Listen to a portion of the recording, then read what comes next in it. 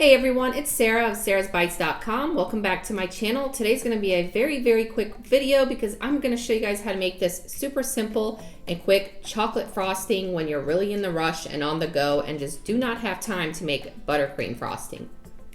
This recipe comes together in 5 minutes, and we're going to start by mixing together half a cup of room temperature unsalted butter with a 1/4 cup of cocoa powder, and be sure to use a good quality cocoa powder because I do believe that makes all the difference in the taste of your chocolate frosting.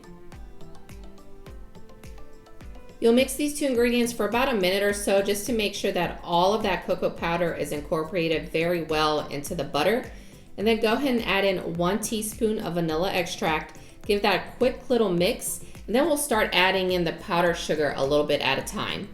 And if you're enjoying watching this recipe video, please check out my other videos on my channel. Give me a big thumbs up below because it does help to support my channel, and consider subscribing if you guys haven't already.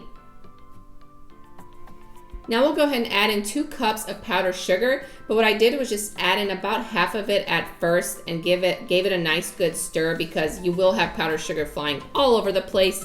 And then go ahead and throw in 1 full tablespoon of milk. I ended up using whole milk, and you may end up using more or less milk depending on how thick you like your frosting. So you can always add in more milk later if you like.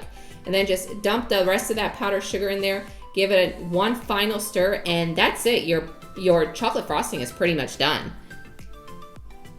Like I mentioned earlier, this is one of those quick frostings when you're just on the go. You make like a mug cake or a single layer cake, which I will actually post that recipe for you guys next week on how to make a super fast cake in the microwave.